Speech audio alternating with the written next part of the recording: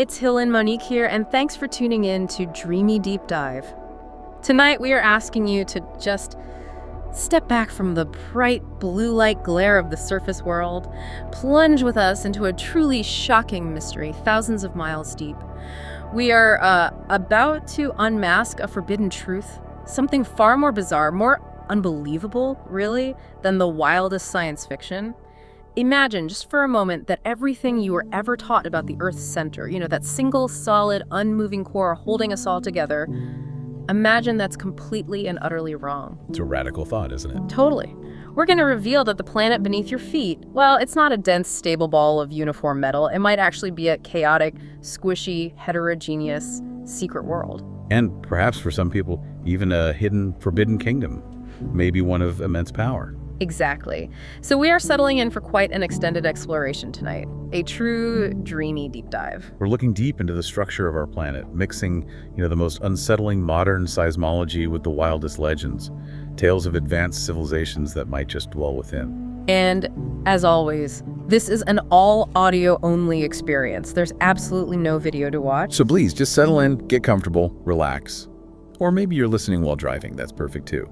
Just let your mind drift away from the screen for a while. Yeah, speaking of screens, you, the listener, you're probably tuning in after a pretty long day, right? Maybe staring at reports, scrolling through news feeds, perhaps gaming late into the evening.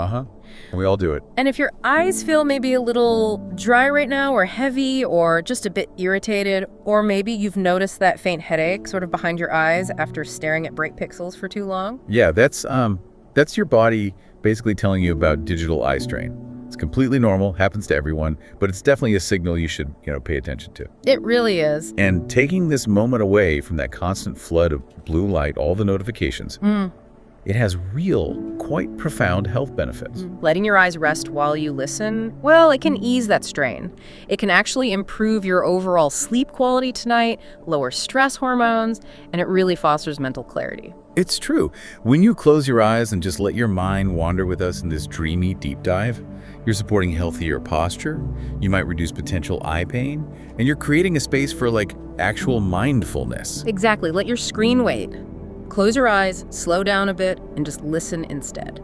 So our mission today, it tackles a pretty profound intellectual challenge. Doesn't it, Jeff? We often joke, and it's largely true, isn't it, that we know more about distant galaxies light years away than we actually know about the space maybe 4,000 miles beneath us. It's kind of wild when you think about it like that. So we're going to explore two parallel narratives tonight.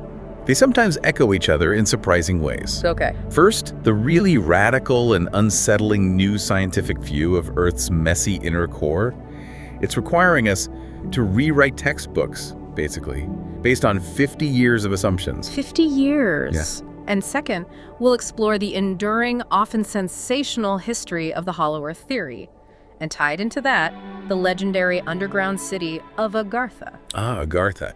It's a journey where you find the most, rigorous, almost unbelievable scientific discoveries sitting right next to the most elaborate, equally unbelievable myths.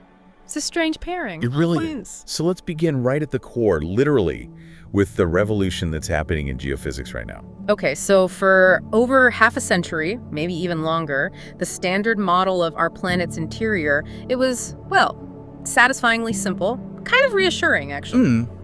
Easy to grasp. It taught us that the inner core was this uniform, perfectly solid ball of compressed iron alloy, and surrounding that was a swirling, dynamic, liquid outer core. And that solid center, that was the anchor, right? Yeah. We were told it was this stable anchor for our entire world. Precisely, and that assumption, that stable, homogeneous core, it was the cornerstone of planetary science for decades. It made sense. It provided a neat, easy-to-model structure, fit the basic data we had at the time. But the last few years especially, intense seismological research, it's revealing what some scientists are calling a whole new hidden world. Yeah, it turns out the inner core, 4,000 miles beneath our feet, it's proving to be anything but simple or uniform. Definitely not simple. It seems to be far more chaotic, variable, and complex than just one boring blob of iron, as one researcher put it. I love that phrase, boring blob of iron. That shift in language, though, from boring blob to chaotic and variable, that's huge in the scientific community, isn't it? Oh, absolutely massive. Yeah. It implies unexpected fluidity, maybe even movement, right at the very heart of our planet. So what have they actually found? Well, scientists have now pretty definitively discovered that the inner core is not homogeneous. Its firmness, its texture, it ranges dramatically across its volume. Ranges how? Like slightly different hardness? More than that, it seems to shift from ultra-hard in some places to semi-soft in others, and even to distinct pockets of actual liquid metal, especially near its surface. Liquid metal inside the solid inner core? Apparently so. Or at least areas that behave like liquid to seismic waves. And the incredible part is, of course, we can't go there. No human, no probe can survive the conditions. The pressure, the heat, it's unimaginable. Exactly. Immense pressure, millions of times what we feel on the surface. Temperatures hot enough to melt rock instantly, thousands of degrees Celsius. So how do we know any of this then, if we can't see it? It relies entirely on indirect measurement. We use basically the most sophisticated type of planetary CT scan available. We interpret the behavior of seismic waves generated by global earthquakes. Right, the earthquake waves. It's brilliant geophysics, really. These waves are like massive, invisible vibrations traveling through all the Earth's layers. And they act a bit like light, traveling through different materials. They speed up when they hit denser material. They slow down in less dense stuff. And crucially, they bounce off or deflect entirely when they hit a boundary where the material changes phase, say, from solid to liquid or vice versa. Precisely. And to map the core, we primarily use two main types of waves. There are the quick compressional waves, or P waves. They push and pull matter in a straight line like a sound wave. Okay. And then there are the slower, more complex shear waves, or S waves. These move with an undulating kind of side-to-side motion, like shaking a rope. And the S waves, they're the key to this new revelation, right? Why is that? Because of a fundamental law of physics. S waves, shear waves, cannot travel through a true liquid. They need rigidity to propagate that sideways motion. Liquid doesn't have that shear strength. Ah, okay. So if the inner core was perfectly solid.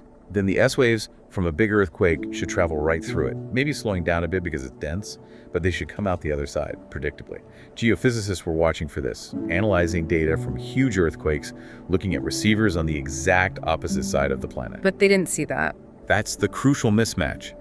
In specific areas, particularly near the top of the inner core, scientists observed the S waves being deflected or having their energy dissipated, or sometimes just not propagating at all, where they should have passed straight through solid material. So the waves acted like they hit mush or liquid. Exactly. Yeah. This anomaly fundamentally contradicted the uniform solid core assumption. Since the S waves behaved as if they'd hit a barrier or a fluid layer, it strongly implies that there must be pockets of true liquid iron, or at the very least, mushy, semi-solid iron scattered near the inner core surface. Wow. So it's not a smooth ball, it's like lumpy or patchy. Patchy is a good word. It implies a massive textural gradient. One of the lead researchers, Rhett Butler from the University of Hawaii, he noted they're seeing hard surfaces right up against melted or mushy iron. That's incredible detail from just listening to earthquake waves. Isn't it? It reveals internal structures previously unseen, suggesting a highly dynamic, variable core that's possibly constantly shifting and reorganizing itself under that intense pressure and heat. So, okay, it's messy down there. Does that actually matter for us up here on the surface? What are the implications? Oh, huge implications. This variable structure, this heterogeneity, it profoundly impacts the entire planet. This detailed new understanding is vital because it directly modifies Earth's magnetic field. Right, the magnetic shield. Yeah. That protects us from solar radiation, cosmic rays, all the nasty stuff from space. Exactly. We know the field itself is generated primarily by the turbulent swirling of the liquid outer core. That's the geodynamo process. So how does the inner core's mushiness affect the outer core's swirl? Well, think of the inner core as like the armature or the anchor around which that liquid outer core swirls. Its presence, its shape, and now its texture influence the convection currents and flow patterns within that liquid layer. Yeah. If the inner core were a perfectly uniform, smooth, solid sphere, the flow in the liquid outer core would likely be simpler, more predictable. But because it has these mushy pockets, these areas of varying density and phase, it creates far more complex, variable, and maybe even more vigorous stirring in the liquid iron surrounding it. So the chaos, the messiness of the inner core actually helps create a stronger, more complex magnetic field. That seems counterintuitive. It does, doesn't it? But it seems the heterogeneity and lack of perfect uniformity are actually key to making our magnetic field so robust and dynamic. Is there evidence for that? Like comparing Earth to other planets? Yes, exactly. Look at Mars. Mars has a liquid core, we think, but it seems to entirely lack a solid inner core like Earth's. And consequently, Mars lacks a global magnetic field strong enough to shield its surface. Ah, so no solid inner core, no strong global field. That seems to be a crucial factor. The sheer complexity and the differential rotation of Earth's layers, driven in part by this mushy, non-uniform inner structure, appear absolutely key to our planetary resilience and habitability. So the big scientific revelation is that the 4,000 miles beneath our feet are far more chaotic, far more variable, far stranger than we ever knew. A truly hidden world of complex physical processes. Absolutely. But this very idea of a hidden, complex internal world, it's precisely what has captivated human myth makers for centuries upon centuries. Yeah, it's a perfect pivot point, isn't it? Let's shift gears now and see how this concept of an inner world has been interpreted, not through seismic waves, but through legend and theory. Okay, so the idea that our Earth might be hollow, maybe containing vast subterranean realms, it's not new. It's an ancient concept, really, going back millennia. Right, it feels primal somehow, like this deep human need to believe there's another world beneath the one we see every day. Exactly. And often these weren't necessarily thought of as physical voids, but more like spiritual or transitional places, afterlives, homes of spirits, that kind of thing. We see these ancient and mythic precedents absolutely everywhere, don't we? The Greeks had Hades, or the underworld. The Nordic peoples had Svartalfheimr, the land of the dark elves. The Jewish tradition speaks of Sheol. In Hindu cosmology, you have Patala, the 7 lower worlds, often filled with nagas, serpent beings. But some traditions hinted at something more physical, maybe actual entrances or origins from below. Yes, definitely. For instance, several Native American tribes have origin stories involving emergence from beneath the surface. The Mandan people of the northern plains claim their ancestors emerged through a cave near the Missouri River.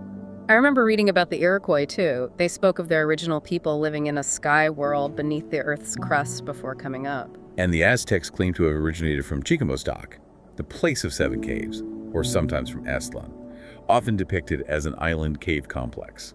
It's a recurring theme, humanity coming from below. Even in Europe, right? Celtic myths, like those around the cave complex of Cruachan in Ireland, known as Ireland's Gate to Hell, or a portal to the otherworld, often interpreted as a literal entrance. And we absolutely can't forget the influence of literature shaping how people visualize the underground. Dante's Inferno back in the 14th century. Yeah, that basically laid out a map, didn't it? A hollow, structured earth carved out into circles of hell when Lucifer fell from heaven, creating this gigantic funnel-shaped cavity. So the concept of a structured, potentially inhabited, cavernous interior has long been baked into Western consciousness, culturally speaking. But it was still mostly myth and theology. When did it start to cross over into something resembling science, or pseudoscience anyway? The real turning point came in the late 17th century. That's when this ancient mythic idea got merged with, well, cutting-edge science of the day by a very highly respected astronomer, no less, Edmund Halley, in 1692. Halley, like Halley's Comet Halley, the astronomer royal. The very same. And Halley wasn't just idly speculating, he was grappling with a very real scientific problem of his time. These weird, anomalous compass readings sailors were reporting, and the puzzling shifts in the Earth's magnetic variation over time. Why wasn't magnetic north staying put? Okay, so there was a genuine mystery he was trying to solve. Absolutely. And his solution was, well, radical. Even he called it his extravagant hypothesis.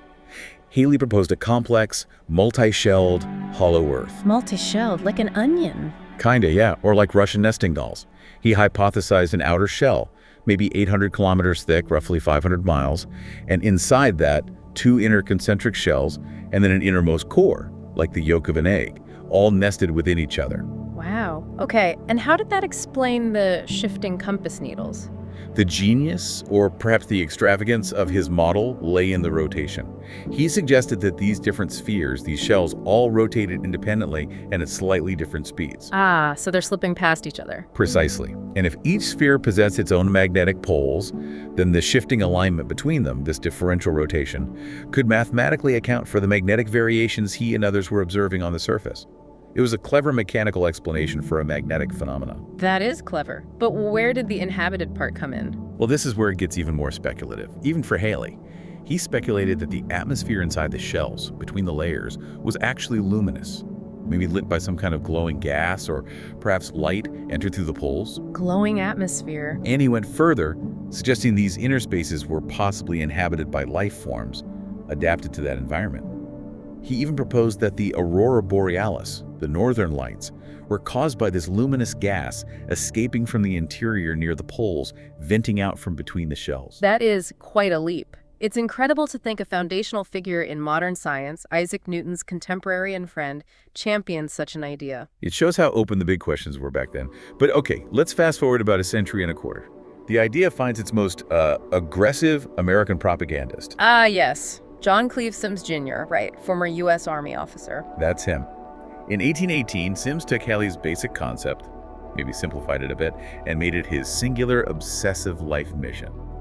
He announced it to the world with his famous and pretty sensational circular number 1. What did the circular say? He declared, very publicly and confidently to all the world, that the Earth was hollow, that it contained concentric spheres within, and, this was his big addition, that it was open at the poles. Open, like actual holes? Yes. Yeah, he didn't just propose the theory, he pledged his life and his sacred honor to proving its truth. And he actively sought global funding for a major expedition to sail into the Earth's interior through these polar openings. So his most famous contribution is the idea of the Sims holes, these massive open holes at the Arctic and Antarctic. Did he say how big? His original claims were pretty specific, if unbelievable. He suggested a 4,000-mile wide opening at the Arctic and an even larger 6,000-mile wide opening at the Antarctic. Huge. 4,000 miles wide. That's enormous. Wouldn't people notice? Well, that's what made his concept so compelling to his followers. He claimed the curvature of the rim, the lip of the hole, was incredibly gradual. So gradual that a traveler, maybe a ship sailing north or south, might actually enter the interior world without even realizing they had crossed the boundary. The slope would be almost imperceptible. Sneaking into the Earth. Okay. And what did he think was inside? He envisioned the inner surfaces, lit by reflected sunlight bouncing around inside, as a perfect environment. He called it a warm and rich land, stocked with thrifty vegetables and animals. Basically, a hidden paradise. So he wasn't just proposing a structure, he was selling a utopia. Absolutely. And he dedicated his entire life and apparently his entire fortune to this campaign. He distributed thousands of circulars, published countless letters in newspapers, and lectured relentlessly across the eastern United States. Did he have props? He famously used a meticulously constructed hollow wooden globe with the polar sections physically removed. He'd show audiences exactly where the holes were and how ships could sail inside. It was a very visual pitch. How was he received? I mean, surely people thought he was nuts. Oh, he faced widespread ridicule. He was often labeled as eccentric or even partially insane by the mainstream press and scientific community. But his campaign was surprisingly successful in gaining a following. Really? Who followed him? He gained some quite fervent disciples. Figures like James McBride, a wealthy Ohio businessman, and Jeremiah N. Reynolds, an editor and explorer who became his most vocal champion. They lectured on his theory, wrote articles, and even petitioned the U.S. Congress multiple times, seriously requesting funds to launch an official expedition to find the holes. Did Congress ever bite? No, Sims never achieved his goal of a funded expedition. He died relatively young, financially ruined, and largely dismissed by the establishment. But his legacy persisted, strangely enough. His followers kept the idea alive. And there's even a monument dedicated to him and his hollow earth theory, featuring a hollow globe in Hamilton, Ohio, his hometown. A monument, that's dedication, but this is where we have to slam on the brakes again, right? Yeah. And bring in the physics that just doesn't allow for this. Exactly. As enchanting and persistent as these historical theories are, they were soundly, definitively disproven by later, more rigorous physical science, primarily by understanding Earth's density and gravity. Okay, lay it on us. Why can't the Earth be hollow? It really comes down to mass and density. As early as the 1740s, experiments using pendulums near mountains, like the one by Pierre Bouguer in the Andes, started giving hints. Later, more detailed calculations, notably by Charles Hutton in the 1770s using the Schiehallion Mountain in Scotland, revealed a profound fact. The Earth possesses an extremely high average density. How high? The modern accepted value is about 5.515 grams per cubic centimeter. That number is absolutely critical. Why? What's the density of, like, normal rock? Typical surface rocks like granite or basalt average only about 2.7, maybe 3 grams per cubic centimeter. So for the entire planet's average density to be nearly double the density of its surface. The inside has to be incredibly dense, much denser than rock. Exactly. If any significant portion of the Earth, let alone a complex system of multiple shells with large atmospheric gaps as Halley proposed, or a vast central void as some implied were hollow, the overall average density would be dramatically lower than 5.5 GC-meters. It just wouldn't have enough stuff inside. So the gravity we feel, the planet's total mass, it requires a super dense core. Absolutely. The only way for the Earth to possess the gravity and the mass that we measure is for the interior, especially the core region, to be composed of incredibly heavy, highly compacted material, like the nickel-iron alloy scientists now believe makes up the core, which under immense pressure can reach densities of 10 to 13 GC-meter, way denser than surface rock. And the seismic waves back this up too. Completely. Those P waves and S waves we talked about earlier, they travel through the planet in paths and at speeds that are utterly consistent with layers of dense, solid materials and distinct liquid layers, like the outer core. Their behavior definitively contradicts the existence of any planet-sized void or massive hollow shell structure. Plus, wouldn't a giant hollow shell just collapse? Very likely, yes. The immense gravitational pressure from the overlying mass would almost certainly cause any large, unsupported cavity to collapse inwards. Structurally, it's incredibly unstable on a planetary scale. Okay, so science says definitively. Dense, mostly solid, not hollow. That's the verdict.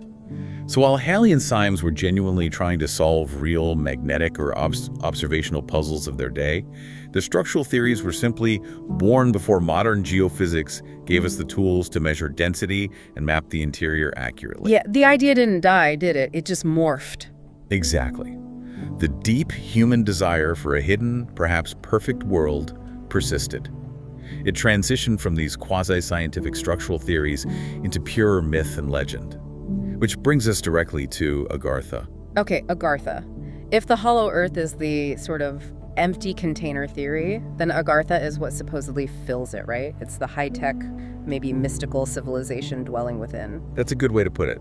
Agartha is typically described as this legendary kingdom located somewhere on the inner surface of the Earth, or perhaps in vast cavern systems deep below the crust. And where is it usually placed geographically? The location varies a bit in the legends, but it's frequently placed in Central Asia. Specifically, often associated with Tibet, the Himalayas, or sometimes the Gobi Desert. And what's it like? What are its characteristics? Agartha is almost always portrayed as immensely powerful, maybe spiritually advanced, maybe technologically advanced, or both. It's often seen as a kind of subterranean superpower. Ruled by someone specific? Usually, yes. The most common ruler mentioned is the king of the world, sometimes given the title the Brohitma or Brahmatma. This figure is said to possess vast wisdom, and secretly influences or guides events in the surface world. Influences how? For good or not? That's where it gets ambiguous. Sometimes Agartha is seen as a benevolent force, preserving ancient wisdom. Other times it's portrayed as something more ominous, potentially preparing for some kind of intervention or even invasion. The legends vary. What's fascinating about Agartha, though, is that unlike those really ancient underworld myths like Hades or Sheol, this specific legend seems to have a much more traceable, relatively recent origin, doesn't it? Like 19th century. Yes, very much so. It seems to have been built layer by layer by specific writers and occultists. The very first literary seed appears to have been sown by a French writer and colonial official in India named Louis Jacoliot back in 1873. Jacoliot. What did he write? He introduced the concept, or at least the name, in his book Les Filles de Dieu, The Sons of God, and later in the Spiritisme dans le Monde, Spiritism in the World. He made it sound very ancient and authoritative by claiming his knowledge came from extremely rare, obscure, 15,000-year-old Indian manuscripts he'd supposedly accessed. 15,000 years old. Seems unlikely. Scholars today widely agree that he almost certainly invented this source, or highly fabricated the account based on misunderstandings or distortions of actual Hindu myths. There's no independent evidence for these ancient manuscripts he cited. And what was his version of Agartha like? Was it underground? Here's a really critical detail. Jacoliot's original concept, which he actually spelled Asgartha, was not underground at all. Oh, so where was it? He described Asgartha as an ancient, destroyed, prehistoric city of the sun, the capital of a great Indian empire ruled by Brahmanas. It was said to have been located in the Himalayas and destroyed by warring factions around 5000 BC. Asgartha sounds a bit like Asgard from Norse mythology. Exactly. The name itself is likely Jacolio's own concoction, possibly a deliberate attempt to link Indian prehistory with European myths, maybe sounding vaguely Sanskrit but structurally closer to the Norse Asgard. So his original version was a lost surface city, not a hidden subterranean one. So who made it underground? Who put Agartha inside the earth? That transformation from a destroyed surface capital to an existing, thriving underground city, potentially housing millions of inhabitants, came primarily from another quite eccentric French occultist, Alexandre Saint-Yves in 1886. Saint-Yves, okay, he's a key figure then. Absolutely key. He popularized the version of Agartha that most people think of today in his book Mission to Land on Europe, the mission of India in Europe. And what was his vision like? Was it detailed? Oh, incredibly meticulous. He portrayed Agartha not just as a city, but as a vast, highly organized subterranean kingdom. It was ruled, he said, by a sovereign pontiff, the Brahmatma, who was intriguingly described as being of Ethiopian origin. This ruler was assisted by a council of highly evolved beings called the Mahatma and the Mahanga. A whole hierarchy. And how was it governed? St. Yves claimed Agartha maintained the perfect, ideal form of government, a system he called synarchy. Synarchy, what does that mean? Synarchy is a political and esoteric concept he heavily promoted. It essentially advocates for a governance system where temporal power, political rule, and spiritual power, religious or occult wisdom, are completely merged. Society would be ruled not by democracy or monarchy, but by a high council of initiated elites, those with superior knowledge, spiritual attainment, and moral standing. So rule by the wise and enlightened, basically. A mystical aristocracy. Exactly. Agartha, in his view, was the model synarchist state, hidden from the flawed governments in the surface world. And it wasn't just spiritually advanced, it was technologically superior too. How so? What tech did they supposedly have? This is where it gets really wild for the 1880s. St. Yves claimed Agartha possessed technologies like advanced railway systems, air travel resembling airplanes, and even systems analogous to electric lighting, and perhaps even fiber optics devices literally centuries ahead of their widespread invention on the surface world. This demonstrated their superior hidden knowledge and long, secluded evolution. Where did he claim he got all this incredibly specific information? From ancient texts like Jacolot? No, his claim source was more direct and equally dubious. He attributed his knowledge to a mysterious teacher he met, an Afghan or Indian man named Haji Sharif, sometimes called Haji Shrip. St. Yves claimed this man taught him Sanskrit and revealed the secrets of Agartha. Haji Sharif. Is there any proof he existed or knew these things? Very little reliable proof. And Sharif also supposedly taught St. Yves a secret ancient language and alphabet associated with Agartha called Vatanian or Vetan. Linguistic analysis later showed pretty conclusively that Vatanian was entirely fabricated, likely by Sharif himself, perhaps to impress or deceive St. Yves. So the secret Agarthan language was fake. That doesn't bode well for the rest of it. It certainly casts significant doubt on the whole narrative. And the mystery only deepens when you look at what happened with St. Yves' book, Mission to Land. What happened? He published the first edition himself privately, but then less than 2 weeks later, he apparently panicked and ordered almost all copies to be recalled and destroyed. Only 1 or 2 copies survived. Destroyed? Why would he do that? The common explanation within occult circles is that he was warned or threatened, perhaps by his informant Haji Sharif, or even by representatives of Agartha itself, for revealing too many secrets. He was supposedly forced to silence the book, which wasn't widely reissued until after his death, years later. Of course, skeptics suggest he might have simply regretted publishing something so outlandish or realized its flaws. Intriguing, either way. So St. Yves cemented the underground, synarchist, high-tech Agartha myth, at least within occult circles. But how did it go mainstream? The idea needed one final push to really capture the global popular imagination. And that came a few decades later from a Polish scientist, explorer, and writer named Ferdynand Ossendowski. Ossendowski, what was his role? Ossendowski published an incredibly popular book in 1922 called Beasts, Men, and Gods. It detailed his harrowing escape from the Russian Revolution across Siberia and Mongolia. And within that adventure narrative, he claimed he had heard numerous accounts of Agardi. He spelled it with an I from various Mongol lamas and officials during his travels. So he claimed independent discovery in Mongolia. He did.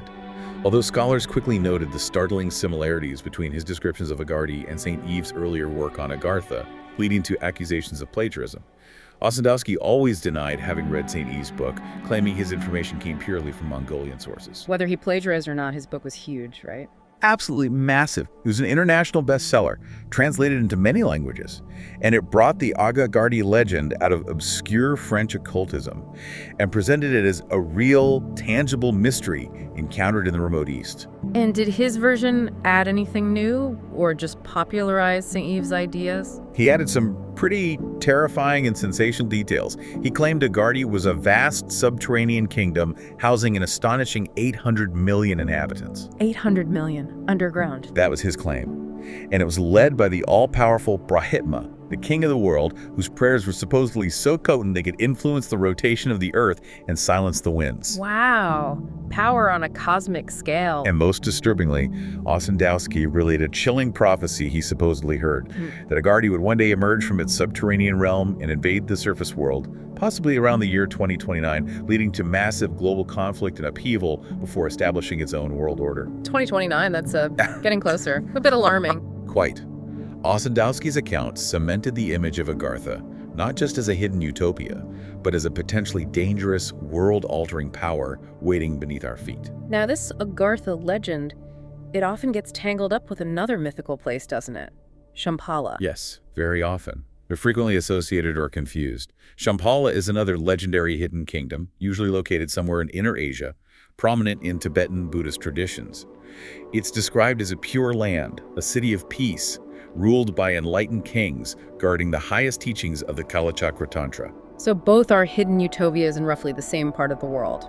Easy to confuse. Exactly. But some more esoteric, particularly Western occult sources, actually contrast them, sometimes pitting them as rival powers representing opposing spiritual paths. Rivals? How so? In these interpretations, Agartha is sometimes viewed as representing the right-hand way. This often signifies traditional hierarchical spirituality, focused on goodness, meditation, preserving ancient law, and generally non-interference in the temporal struggles of the surface world, preferring to guide subtly. Okay, the good guys, maybe. So what's Shambhala in this view? Shambhala, in this oppositional framework, is sometimes cast as the left-hand way. This is often associated with more active forces, sometimes interpreted negatively in the West as representing radical materialism, cosmic evil, or even aromatic destructive influence focused on controlling the physical world. Left-hand path. That sounds sinister. It's complex. Historically, within some Eastern and Western esoteric traditions, left-hand path didn't automatically mean evil. It often signified a path that intentionally breaks conventional morality or societal norms in order to achieve spiritual liberation or power more quickly.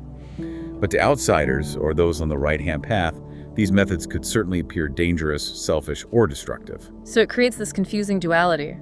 Is Agartha the hidden benevolent kingdom, or is Shambhala, or are they both something else? Or are they rivals locked in a secret war beneath Asia? Precisely. The interpretations are often contradictory and murky, and this ambiguity got even more tangled with other myths. Both Agartha and Shambhala were sometimes falsely linked by certain 20th century writers to the myth of Hyperborea, the supposed ancient polar civilization, claiming they were remnants or colonies. And Agartha specifically got linked to that Vril idea. Yes. Agartha in particular was sometimes rumored in these circles to have maintained control over the mysterious Vril force, that powerful ambient psychokinetic energy source popularized by Edward Bulwer-Lytton's novel we'll touch on later. Vril became a kind of magical super technology associated with hidden masters. Now we have to tread carefully here, but didn't this Vril Agartha stuff get picked up by some really unsavory groups, like involving the Nazis? Yes, and it's crucial we report this impartially and accurately. Certain post-war neo-Volkish and esoteric fascist writers did seize upon these myths, Hyperborea, Agartha, Shambhala, Vril, and co-opted them into their own twisted ideologies, often claiming the Nazis had sought contact with these hidden powers or were derived from them. So people claimed the Nazis were looking for Agartha or Vril. Yes, these claims circulated widely in sensationalist and conspiracy literature after the war. However, it's extremely important to state clearly that mainstream historical scholarship finds no credible evidence linking these specific Agartha-Shumba-Lavrel myths to official, documented Nazi ideology or expeditions. While the Nazis did have interest in esoteric symbols and Ananurbe expeditions explored places like Tibet, the specific link to Agartha or a quest for vril power appears to be a later fabrication or exaggeration by fringe authors, not historical fact based on primary sources. Okay, so it's important to separate the actual historical record from the later conspiracy theories that latched onto the myth. Absolutely crucial. The myth itself is fascinating, but the historical connections claimed by some are largely unsubstantiated. Regardless of the darker associations, the core legend of Agartha relies on the idea that you can actually get there, right? The promise of access. Exactly. And the legends are full of claimed entry points. If you are resting your eyes right now, just letting this wash over you, imagine this vast global network of supposed hidden doors. Where are some of them? The list is long and varied. Ayers Rock, Uluru in Australia, the Great Pyramid of Giza in Egypt, the Earth's poles themselves, tying back to Sangs, vast cave systems under the Gobi Desert, the mysterious Cueva de los Tallos in Ecuador, famous for alleged metal libraries, and numerous sacred caves beneath India, such as the Ashanta, Ellora, and Elephanta caves. Basically, anywhere ancient, mysterious, and underground could be claimed as a portal. It keeps the mystery alive, doesn't it? The idea that a doorway could be hidden anywhere. It does. And if you want to keep listening without interruption, just let these ideas flow while you relax. You might want to check out the Dreamy Deep Dive playlist on the channel. That's a great idea. For uninterrupted listening, head over to the Dreamy Deep Dive playlist on the channel. You can play all the episodes we've released and simply drift away without having to look at your screen. It's perfect for just letting your mind wander and absorbing these strange tales. Remember, taking these moments away from the screen improves focus, reduces eye strain, helps regulate mood, and really helps you achieve better mental clarity, exactly what we need as we dive into the final part of our exploration, how this potent myth blossomed in fiction. So you have the scientific hints of a weird core, the pseudoscientific theories of Halley and Symes, the elaborate myth of Agartha. It's just fertile ground for fiction writers, isn't it? Absolutely. The concept of subterranean realms, fueled by these ideas, created an entire, incredibly enduring subgenre of speculative fiction. It just tapped into something fundamental. In this fiction, it generally seems to fall into two camps, right? Either the underground world is primitive and dangerous. Yeah, filled with, cavemen, cryptids, maybe dinosaurs surviving in a lost world, sword and sorcery type stuff. Or it's the opposite, a hyper-advanced sanctuary, home to lost civilizations, maybe Atlantis survivors, or high-tech utopian societies like Agartha itself. Exactly. Primitive horror or advanced utopia dystopia. Those are the main flavors.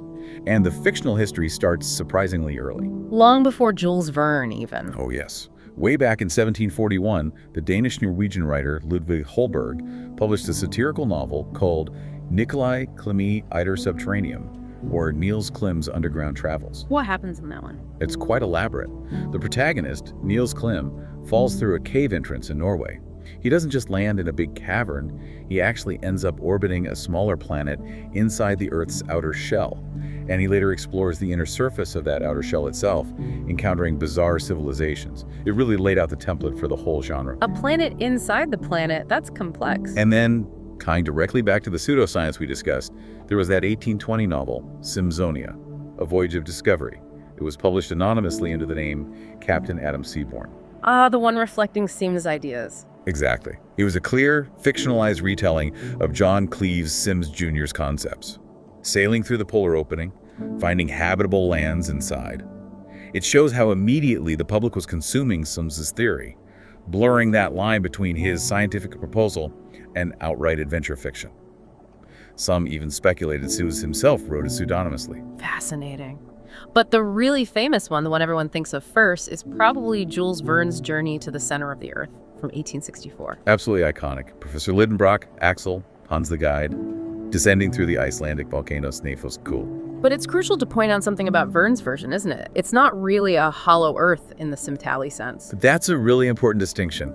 Verne's characters, despite the title, only descended maybe 87 miles or so deep into the Earth's crust, but not to the actual center or an inner surface. They found a truly massive, continent-sized cavern down there. With a subterranean sea, glowing rocks, prehistoric monsters. Right, the whole Lost World setup. But they explicitly did not explore a fully hollow planet with concentric shells or an inner sun. It was a gigantic cave system, incredibly vast, but still contained within a mostly solid Earth. Verne was more grounded in the geology of his time. Still amazing, but different from the true hollow Earth concept. Now, around the same time, there was another influential book, right? The one that introduced Vril? Yes, just a few years later, in 1871, the English writer Edward Bulwer-Lytton published Vril, The Power of the Coming Race. This one had a huge impact, maybe less as popular fiction and more on esoteric circles. Why was it so influential? The novel describes a subterranean race, the Vrilia, who live in caverns beneath the surface. They are descendants of an ancient civilization who fled underground long ago, and they wield this incredible power called Vril. What is Vril? It's described as this latent, all-permeating fluid or energy force. The Vrilia can control it through training, using it to heal, to power machines, to animate objects, and, most terrifyingly, as an incredibly destructive weapon capable of vaporizing armies. It's basically psychic energy meets super technology. And this idea of Vril, it caught on. It absolutely did. Yeah. It became a core inspiration for various occult groups and esoteric philosophies in the late 19th and early 20th centuries. People started believing Vril was a real attainable force and that maybe hidden masters, perhaps Agartha, controlled it. It shows how fiction could directly feed back into and shape real-world esoteric beliefs, much like the Agartha legend itself evolved. So fiction and myth-making were constantly influencing each other. Constantly intertwining. But if there's one fictional universe that truly perfected and popularized the physical Hollow Earth fantasy, building on Sims and adding its own unique flavor, it has to be the work of Edgar Rice Burroughs. Burroughs, the Tarzan guy. The very same. Starting in 1914, Burroughs wrote a 7-book series set in the subterranean world of Pellucidar. Pellucidar. Okay, tell us about it. What's the setup? Pellucidar is the definitive literary hollow world setting. Burroughs imagined it as the inner surface of the Earth's crust, located just 500 miles beneath our feet. So, relatively accessible, often reached by giant drilling machines called iron moles. 500 miles down. And what's it like inside?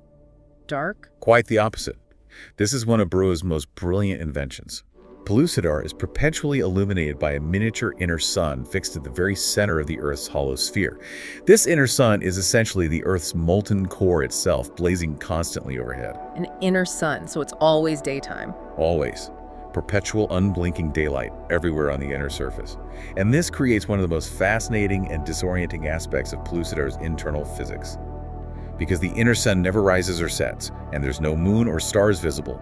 There's no horizon line in the traditional sense, and no reliable way to measure the passage of time. No time. How does that work? It's always simply now in Pellucidar. Characters lose all track of days, weeks, years. They have to invent rudimentary clocks or count slinks just to get a sense of duration. It adds this surreal, timeless quality to all the adventures. That's a mind-bending concept. And the geography. Also dizzying. Because you're standing on the inside curve of a sphere, the landscape doesn't stretch out flat or curve down over a horizon. Instead, the land appears to curve upwards in every direction, like you're standing inside a gigantic, impossibly vast bowl. The sky is the land on the other side of the inner world. Woo! Hard to even picture. And who lives there? Friendly folks. Not exactly. Pellucidar is mostly populated by Stone Age human tribes, living a primitive existence. But the dominant species, the rulers, are the Mahars. Mahars? What are they? Intelligent, highly evolved, sinister pterosaur-like reptiles. They are ancient, cruel, possess powerful telepathic abilities, conduct horrifying genetic experiments, and keep the human tribes largely enslaved or as cattle. They're the main antagonists for much of the series. Telepathic pterodactyls. Okay, Burroughs had quite an imagination. He really did. And the Pellucidar universe became so popular and compelling that Burroughs even found a way to connect his most famous creation, Tarzan, to it. Tarzan went to Pellucidar. How? In one of the later novels, Tarzan of the Earth's Core, Tarzan and his allies travel to Pellucidar not by drilling, but by flying a massive dirigible, an airship, directly into one of those Sims holes, supposedly located at the North Pole. He actually used a Sims hole. Yes. A direct, deliberate nod, linking his wild fiction straight back to that 19th century pseudo-scientific theory. Burroughs was clearly aware of the whole Hollow Earth tradition and built upon it masterfully. That's amazing. Okay, moving forward in time into the mid-20th century, there was another really weird subterranean craze, wasn't there? Something involving magazines. Ah, you must mean the Shaver mystery. This was a truly bizarre phenomenon that exploded in the pages of Amazing Stories, a popular science fiction pulp magazine, primarily in the 1940s. Shaver mystery. What was the mystery? It centered around a series of sensational stories written, or perhaps dictated, by a man named Richard Sharp Shaver. Shaver claimed that his stories weren't fiction, but factual accounts of a hidden reality beneath the Earth's surface. What reality was that?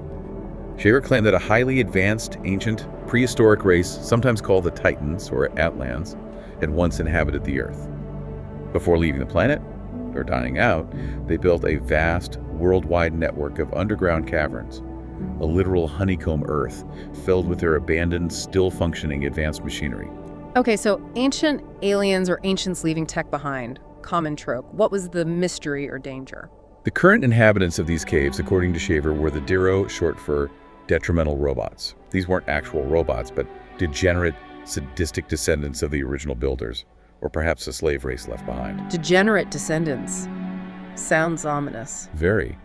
Shaver claimed these Diro had discovered how to use the ancient abandoned machinery, particularly ray machines, to project thoughts, cause pain, inflict madness, and generally torment unsuspecting people living on the surface. Tormenting people from underground caves. Why? Out of sheer malice and degenerate pleasure, apparently. Shaver claimed this hidden Diro activity was the real explanation for all sorts of misfortunes. Accidents, bad luck, mental illness, hearing mysterious voices or static. Basically, anything bad that happened could be blamed on Diro rays from the caves. That's quite a claim. How did people react? It was explosive. Amazing Stories published Shaver's true accounts, often edited or rewritten by the editor Ray Palmer. The magazine's circulation skyrocketed. And most strangely, thousands upon thousands of readers wrote letters to the magazine claiming they too had experienced Diro torment, heard their voices, or even visited the caves. It became a bizarre, shared delusion, fueled by the magazine. Wow, a full-blown pulp fiction conspiracy theory. Did it last?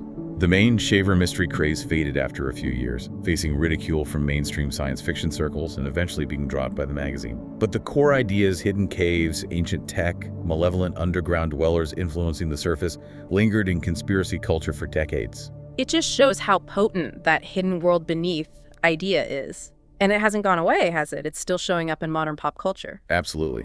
The legacy of the Hollow Earth theory, in all its forms, continues strong today, often updated with modern sci-fi elements like portals, advanced military tech, and complex ecosystems, moving far beyond science's simple wooden globe. What's a good recent example? I think the perfect modern example is the MonsterVerse film franchise. The recent Godzilla and King Kong movies, particularly films like Godzilla vs. Kong and Godzilla x Kong, The New Empire. Ah, right. They feature the Hollow Earth pretty prominently. How do they depict it? In the MonsterVerse, the Hollow Earth isn't just a simple void. It's presented as a complex, scientifically plausible within the film's logic, yet incredibly hostile, primordial ecosystem deep within the planet. And it's where the monsters come from. Exactly. It's depicted as the origin point, the true home of the massive creatures they call Titans, like Kong and Godzilla. It's connected to the surface world via a network of vortexes or portals located across the globe. And traveling there isn't easy, right? Not at all. Their Hollow Earth features powerful, localized reverse gravity fields and pockets of intense energy. Human exploration requires specialized high-tech AGAV crafts, Hollow Earth aerial vehicles, specifically designed to withstand the extreme pressures, navigate the shifting gravity, and survive encounters with the Titan inhabitants, as Hollow Earth updated for the blockbuster era. So, whether it's the primitive dangers of Bur's Pellucidar, the hidden mystical utopia of Agartha, the paranoid delusions of the Shaver mystery, or the Titan-filled depths of modern cinema, the core idea remains utterly irresistible, doesn't it? This concept of a secret, complex, perhaps inhabited world right here beneath our own feet, it continues to capture our collective imagination, our yearning for lost worlds, ancient secrets, and maybe hidden powers. So we started this Dreamy Deep Dive by exploring the very latest, and frankly quite surprising, science about Earth's inner structure. Yeah, learning that the core isn't that simple, stable sphere we imagined, but actually this dynamic, chaotic, kind of mushy, heterogeneous mix of hard, semi-soft, and maybe even liquid iron. And finding out that this very complexity, this messiness, seems absolutely vital to generating and maintaining Earth's protective magnetic shield, a shield we utterly depend on. And then we traveled through history, through myth, following that incredibly powerful idea of a hidden world. starting way back with Edmund Halley's luminous, multi-shelled models trying to explain magnetism. Then accelerating with John Cleves Sims Jr.'s almost fanatical promotion of his Sims holes at the poles, his vision of an accessible inner paradise. And even though those structural theories were definitively debunked by later science, by density measurements and seismic data, the idea didn't vanish. It morphed into the enduring myth of the underground city of Agartha. That high-tech, maybe synarchy-ruled utopia, or perhaps dystopia, hidden beneath Central Asia, ruled by the king of the world, filled with vril power and accessible through secret tunnels all over the globe. The sheer tenacity of this concept, that something profound, something other, is hidden 4,000 miles down, it really shows how much we seem to long for mystery, even at the planetary level, doesn't it? It really does. The Earth's interior becomes this massive conceptual blank slate. And onto that slate, we project our highest utopian hopes, a hidden perfect synarchy preserving ancient wisdom, and sometimes our deepest apocalyptic fears, the threat of the degenerate Darrow, or Ossendowski's invasion prophecy for 2029. So as we wrap up, what's the final thought that stands out to you now after looking at both the science and the myth side by side? For me, it's the realization that the scientific mystery itself, the actual physical reality of the dense, solid yet liquid, incredibly hot, high-pressure inner core, a structure we can only ever touch indirectly with vibrations and complex mathematical models. Yeah. Well, that reality is, in its own way, just as strange, just as complex, and maybe just as alien as any fantastical tale of a king of the world influencing events from a hidden city below the Himalayas. That's a great point. Perhaps the greatest secret, the most profound mystery of the inner Earth, isn't a hidden city or Sims holes after all.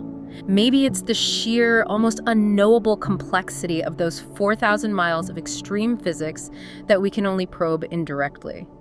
A truth that science is still revealing, piece by painstaking piece, century after century. A journey into the unknown that continues, both scientifically and imaginatively. We really hope you enjoyed letting your mind drift with us and perhaps resting your eyes during this long exploration tonight. Yeah, remember all those profound health benefits we talked about?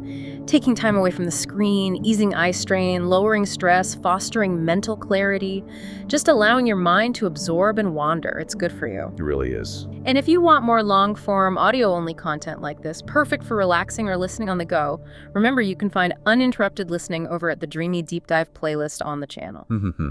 You can play all the episodes we've released back-to-back and simply drift away without having to constantly look at or fiddle with your screen. So please, if you enjoyed this session, subscribe to Dreamy Deep Dive. Hit that bell button too, so you get notified when we release new dives. And please do like this audio. It really helps the channel grow and ensures this kind of non-visual, brain-enticing, knowledgeable content gets recommended to other listeners who might appreciate it too. Or share it with someone you think would enjoy just closing their eyes and listening. It's Hill and Monique here, and thanks for tuning in to Dreamy Deep Dive.